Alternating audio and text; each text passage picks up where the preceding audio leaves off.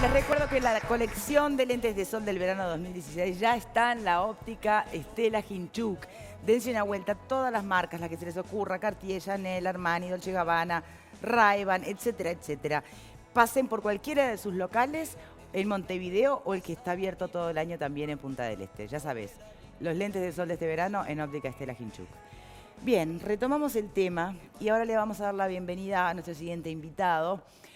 Bueno, también es médico y también valora la capilla por distintos motivos y distintas razones. Canessa, es un placer que nos acompañes en el día de hoy. Por supuesto también formó parte de esta suerte de cónclave que tuvo lugar por el motivo de la restauración de la capilla como presentador invitado. De alguna manera te has vuelto el vocero de toda esta quijotada, ¿no?, que hay que llevar adelante. Pero puntualmente, ¿por qué te acercás al tema? ¿O desde qué lugar? Porque cuando entras a la capilla sentís como que te viene una fuerza del cielo, como una fuerza espiritual. Es una sensación que hoy en día está bastante perdida, ¿no? La relación del hombre con los objetos, con las cosas. Tocás las maderas esas que pensás que hace 100 años que estaban y te reencontrás con personas que también están en eso. Sí, todo eso del arte sacro y místico, esa virgen tan linda que tú pintaste en esa época tan importante de tu vida. Y creo que estamos un poco perdidos de lo espiritual, que estamos teniendo necesidad de la sed de acercarnos a las cosas más sencillas, a las maderas. Tuve la suerte con Verónica de conocer a Agustina Esperón, que es una fanática de todo esto, que restauró todo el Hotel Carrasco. Y en Fragento también restauró el teatro. Y no sé por qué contacto fue que terminó estuvo con nosotros. Sí. Es una enamorada de la parte artística, de los lacados, del oro. Bueno, tanta manija me dio que tenía en casa unas maderas de un vagón de tren que había comprado en una época en AFE, y me dijo, tenés que comprar cera carnaúba, tenés que comprar cera de abeja, trementina, calentarla, ponerla. Y fue una sensación divina lograr esas mesas medievales con esas pequeñas cosas. Yo creo que hay que empezar lentamente esa capilla a recuperarla, porque es parte de nuestra historia.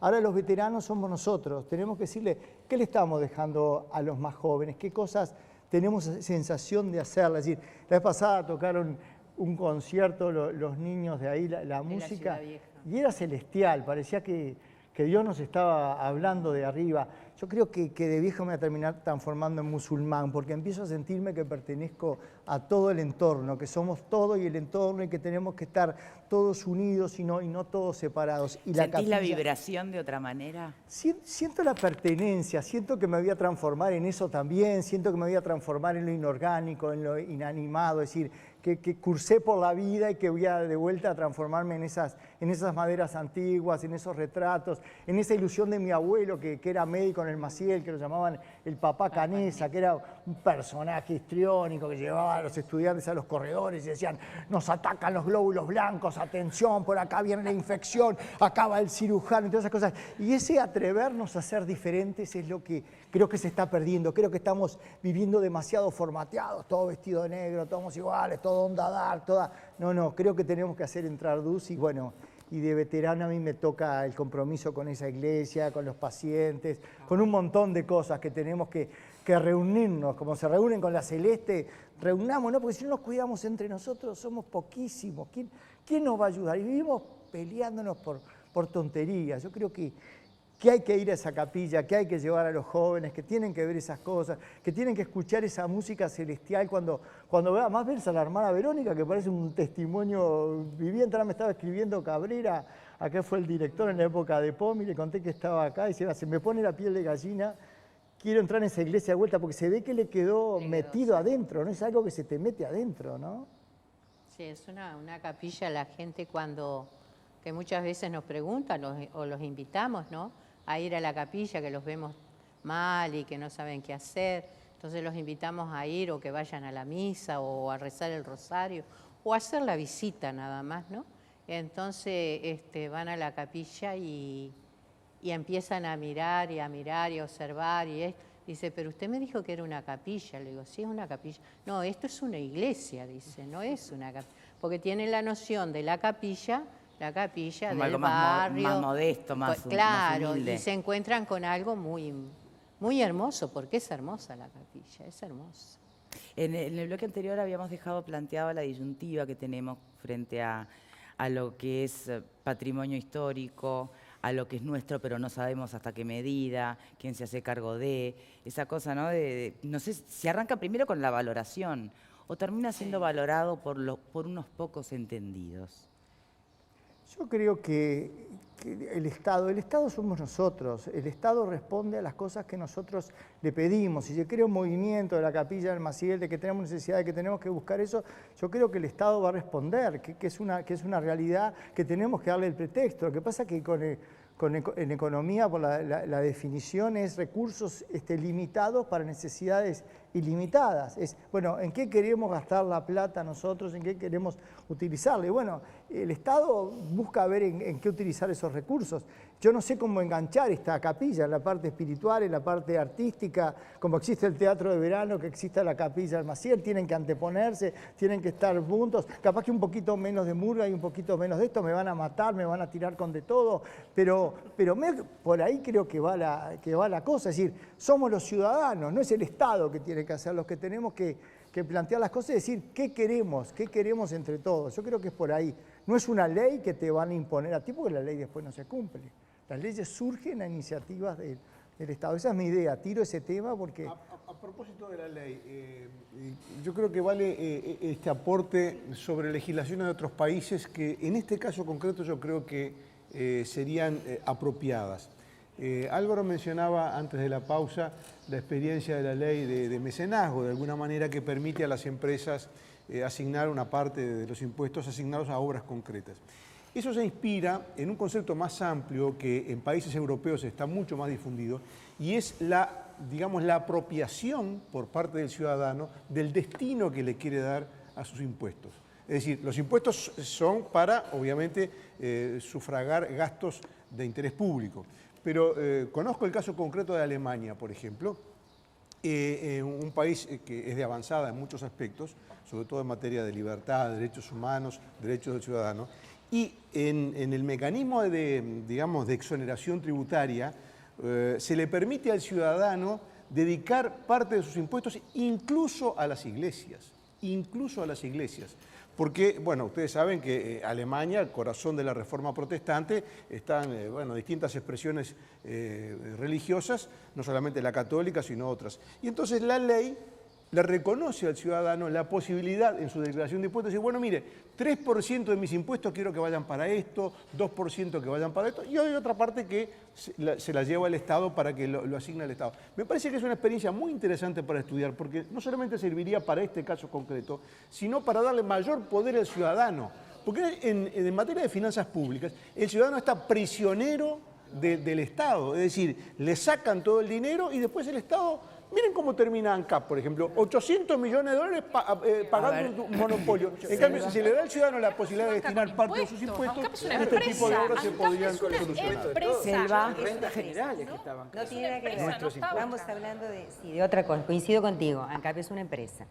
Si está mal gestionada, está mal gestionada. Estoy hablando del destino de los impuestos. No, yo quería contestar una pregunta que me pareció interesante que hizo Victoria sobre, y bueno, que también se hace a la teleaudiencia, de si los uruguayos queremos o no queremos el patrimonio. Yo creo que es un problema cultural y que también es un problema de educación. Aquí en la platea el joven planteaba el tema de los museos. Si uno va a otros países, la gente se mata por ir a los museos y paga la entrada para entrar en un museo. Pero Nosotros vos uruguayos pagás cuando vas afuera. Sí, los uruguayos pagamos, exactamente. Acá no se... Claro, acá si se pusiera un precio a la entrada, todo el mundo se quejaría. Pero además, curiosamente, muchos museos que son bellísimos en el Uruguay, porque en la noche de los museos efectivamente ha sido un éxito y lástima que no se extiende, porque hay algo que tú decís que tenés razón. En general la gente está trabajando, si es hasta las 5. ¿Cuándo los chicos van a los museos? Cuando los llevan a las escuelas.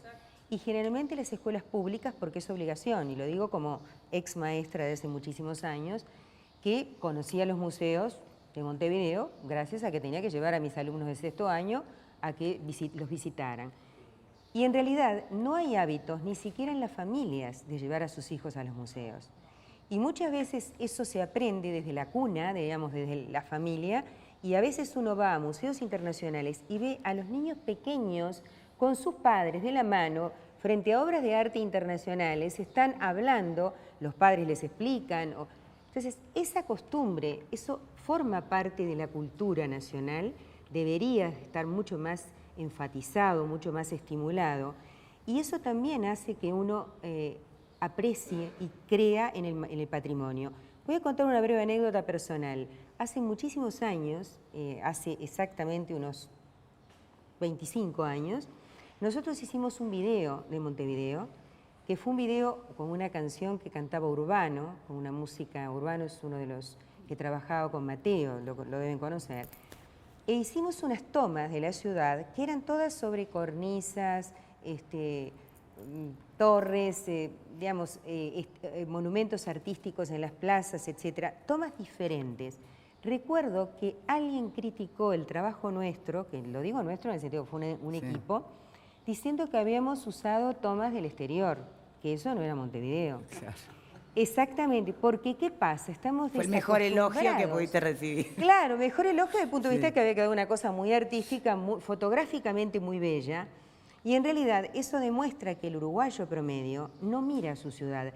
También porque no tenemos, por ejemplo, telenovelas que muestren la ciudad, como pasa en otros países, que la gente está acostumbrado a ver tal cosa, tal esquina, tal monumento, etcétera.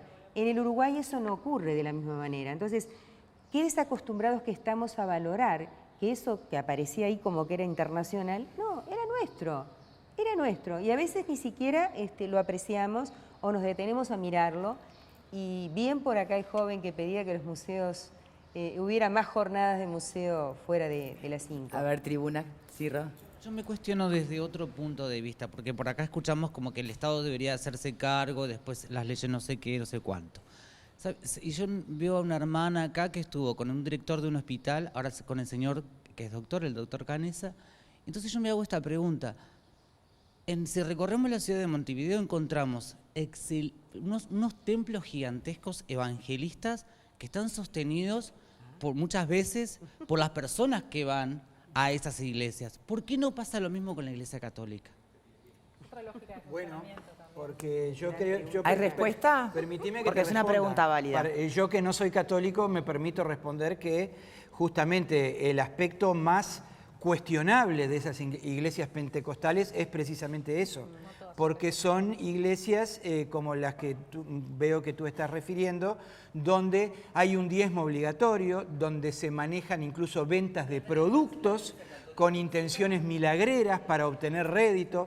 Entonces yo agradezco a la Iglesia Católica que no incurra en el diezmo obligatorio ni en esas funciones coercitivas, que es lo que están haciendo las pentecostales. Bien, muchas veces pero es estafar a la gente humilde. Bien, señores, pero de todas maneras, si le quitamos la connotación comparativa de la pregunta de Ro y nos quedamos con una parte que es por qué finalmente las familias católicas del Uruguay no empiezan por allí a recaudar fondos. A mí me parece que es Porque esto se puede ver como, sin duda es un monumento histórico y eso trasciende creencias, ideas y lo que fuera, pero no deja de ser justamente una capilla, ¿no? Y porque nos cuesta manguear a los católicos. Ahora nos vamos entendiendo. Yo me acuerdo A ver. que allá en Carrasco... ¿Manguear o largar? Manguear y largar. Manguear y largar. En la iglesia Estela Maris en Carrasco, que estaba bastante mal, vino Juan Andrés Yo a visitarme y decirme, tenemos que arreglar la iglesia, hay que poner, y bueno, está. Uno con el dolor del alma saca la plata del bolsillo. Pero esa es un poco la realidad. Todos podemos dar un poquito para la iglesia. Todos podemos dar un poquito. Unos pueden dar más, otros pueden dar menos. Pero la verdad es que somos grandes egoístas. Y la culpa de que esa iglesia Almacil esté así, la tenemos primero los católicos cristianos y después la tiene toda la comunidad. Porque el que fue a llorar y usted lo convenció y estuvo contento y todo, le dio las gracias y hasta mañana. No le dio ni 100 pesitos, ¿viste? Yo creo que es algo que tenemos que cambiar, que tenemos que rever y dar, como decía Álvaro Villar, que es un fenómeno porque tiene el hospital puesto al hombro. le pone mística y pasión, y lo primero que hay que tener en cualquier cosa es pasión, recoge el mismo, y esta basura que hace acá tirada es lo que está faltando ahí, ¿no? Es un ejemplo. Lo que pasa es que al principio, no sé, se pensó que se podía mantener esa iglesia, esa capilla, ¿no? Y así fueron que se hicieron grandes conciertos, pero nadie deja nada. Se da la capilla porque consideran que es hermosa y que es preciosa para hacer un concierto, pero después, gracias y se acabó. Porque es así, es la realidad, es la realidad. A ver, El dedo justo en la herida. Me parece bueno, por eso espectacular. digo, no esquivar esa pregunta, ¿viste? Porque realmente también hoy también se puede tener la posibilidad de que en cualquier misa, en cualquier iglesia o capilla de Montevideo, del interior del país, si hay una decisión de hagamos campaña para restaurar la capilla de la Caridad de Maciel, se puede solicitar y convocar. De la misma manera que se pasa la canasta y nadie te pone un revólver, ponés si podés y si querés. Bueno, pero por lo menos que se informe que están en ese trabajo, que están en esa búsqueda, ¿no? Sí, yo creo que si hacemos un despertar cultural en la zona también, con los niños, con el catequismo, con todas esas cosas, que tengan una identidad, esto va a tener, porque no se olviden que en la época medieval el pueblo vivía en la miseria, todos descalzos, todos vestidos con harapos, y la iglesia era el lugar lindo, donde todo el mundo se sacrificaba para eso, porque era donde espiritualmente se sentían reconfortados, donde sentían que crecían. Es decir, eso se ha perdido hoy en día con el celular, con todas estas cosas, te conectaste al mundo y la iglesia dejó de ser ese lugar cultural. Pero hay un momento en que el celular no te va a acompañar cuando se te está muriendo un familiar. Eso no lo vas a encontrar en el celular. Sí. Eso lo vas a encontrar en la iglesia. Pero, Roberto, justamente evocás la época medieval. Sé que venía por otro lado tu comparación, pero bajémoslo a tierra. Hoy sigue habiendo gente que vive sobre el barro y que si va a la Capilla Maciel va a encontrar, además de contención y algo muy especial que lo mide el alma y que no lo puede medir la razón, pero también va a encontrar una obra impresionante. Y además se va a encontrar con que se va a estar haciendo un llamado para buscar fondos para restaurar la capilla.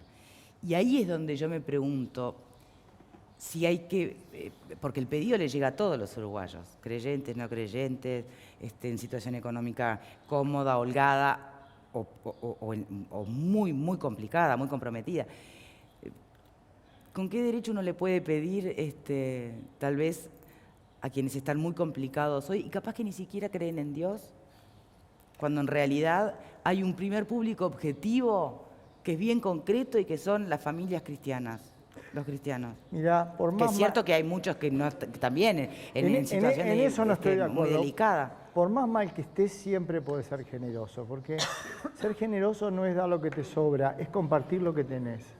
Y yo he visto gestos de generosidad de pacientes que yo sé que realmente no tenían, que me han hecho demostraciones increíbles. Entonces yo creo que justamente estamos siendo valientes en plantear este problema a todo el mundo y no dar vuelta a la cara. Y en realidad es como en el rugby, relajan a los que se van a entrenar por los que no se entrenan. Entonces esto es lo mismo, estamos hablando de los que no contribuyen y sintiéndonos culpables. Pero bueno, nosotros estamos trabajando, estamos moviéndonos en esto, creo que está bien y creo que todos podemos dar un poquito, porque dar es muy lindo, porque es desprenderte, ¿viste? Y al desprenderte lo tiene otro. Y yo creo que eso es fascinante y creo que tenemos que trabajar un poquito en esa cultura. Creo que la televisión nos ha masificado. Ponete el zapato a los ganadores, ponete la remera a los campeones, ponete. Después yo te daría todo a eso y te mirás y sos el mismo estúpido de siempre frente al espejo. Entonces creo que tenemos que sentir que tiene que salir de nosotros y no venir de afuera a necesidades constantes, que tenemos que cambiar un poquito esa actitud y yo que sé que vamos a ser más felices y además teniendo una hermana acá que es la capa de eso, ¿no? Creo que hay una pregunta. Lo que pasa es que en realidad, cuando hicimos el lanzamiento el 24, quedó como comisión nueva, hemos fallado en algunas cosas, ¿no? Y una de ellas fue no llamar a la prensa, no llamar a nada. Quedó a una persona del equipo que iba a llamarlo y bueno, llegó el momento y no se aparecieron. pero era un poco el lanzamiento de eso para decir que en realidad lo que precisábamos era dinero, porque no podés ir con otra cosa sino decir, sinceramente, necesitamos dinero para levantar la capilla. Entonces ahora pensamos, como ya ahora viene fin de año y todo, que si Dios quiere el año que viene, en marzo, febrero o marzo, hacer un llamamiento. Bien, con ya estipuladas cuáles serán las Claro, vías de colaboración, porque eso hoy en mismo. concreto no hay. Por eso, Hoy querés colaborar y por dónde, ¿no? Seguro. Pero hay una Bien. cosa importante que es la apropiación del lugar y de la función que va a cumplir el lugar por la sociedad civil. Entonces, a partir de ahí también se construye, o sea, si hay una comunidad en el barrio, en los colegios, en la catequesis, e inclusive en algún grupo que se reúna, no sé, me recuerdo en algunas parroquias donde se reúnen alcohólicos anónimos, ese tipo de cosas, que se apropie del lugar, que sea un lugar de referencia, que para ellos sea importante. Ellos también van a empezar a difundir en la comunidad, en sus comunidades, la importancia de ayudar y de colaborar con esto. Entonces, a mí me parece que en ese caso la comunicación es de las cosas fundamentales, la comunicación de que hay gente que ahí vive, que ahí tiene su vida, que ahí tiene una razón de ser importante para que otros, bueno, colaboren. Y la frase que dijo recién Canessa me pareció fundamental, no es dar lo que te sobra, es compartir lo que tenés, que también habla de un proyecto de sociedad, independientemente de que sea una capilla y que sea una capilla cristiana o católica. El compartir lo que tenés es un proyecto social. Tribuna, sí, Carlos. Sí, retomando un poco la pregunta que se le hizo a la audiencia y siguiendo un poco el hilo de Selva, creo que en realidad a veces no valoramos del todo nuestro patrimonio porque directamente no sabemos interpretarlo. ¿A qué voy con esto? Yo quiero que en realidad me gustaría que mucha gente aprenda en el sistema educativo a generarse cuestiones, a interpretar todo lo que nosotros vemos en los patrimonios culturales. En realidad debemos vincular, me parece, la historia con el presente y ahí vamos a entender un poco más la idiosincrasia del uruguayo y de la cultura que nos rodea. Y si encima estudiamos desde la idiosincrasia las raíces de eso, vamos a entender mucho más. Por ejemplo, no es casualidad que tal vez la iglesia esté en un hospital histórico del Uruguay. Eso nos habla mucho de lo que era la sociedad en diversas épocas, de el arraigo cultural que teníamos frente a la religión. Eso es muy importante. Creo que debemos trabajarlo desde los centros educativos. Enseñar a que mucha gente interprete el patrimonio y cuando lo interpretemos y veamos el valor que eso tiene y empecemos a conocer más nuestra cultura, vamos a valorarlo. Eso es muy importante. Muy bien. Grey. De viajar a Perú, de ir a la Catedral de Lima, a la Catedral de Cusco, y se cobra entrada. Y cuando, cuando entré a la de Lima, que es el arte sacro, me quedé absolutamente sorprendida. Y cuando entré a la de Cusco, ahí se restauran muchísimas obras de casi todas las iglesias. Y cuando le pregunté al guía de quién mantenía todo eso, y me dice, lo pagan ustedes. Se saca del turismo. Se cobra la entrada a la iglesia y de eso eso es el valor que le da el país al arte y a mantener no solamente las obras, sino toda la estructura. Sí, el mantenimiento que requiera. Juan Carlos, hicimos una pausa, sí. Quiero contar una experiencia de otras culturas respecto a la mirada hacia la religión. Muchos años entrené Kyokushin y ¿Entrenaste qué? Artes marciales, karate de Kyokushin. Y en los templos en Asia, en Japón, por ejemplo, en el Kyukuro, en el Shibu Honbu, los sensei, los maestros no cobran, pero hay a la entrada, como en otras religiones, como por ejemplo los monjes, también lo hacen, un gran cántaro y todos los alumnos reconociendo lo que se le brinda, en el caso del apoyo espiritual, en el caso de la enseñanza de un arte marcial o de un apoyo moral, una moneda todo el mundo lo pone y pensando que se necesita mínimamente $80.000, no tendremos 80.000 creyentes para que pongan $1, que son 30 pesos. Creo que se podría perfectamente juntar. Ahí cuando vienen los planteos concretos, que te la ponen acá, silencio, porque es tal cual. Sí, tal cual, claro. Tenemos que hacer una pausa y ya venimos.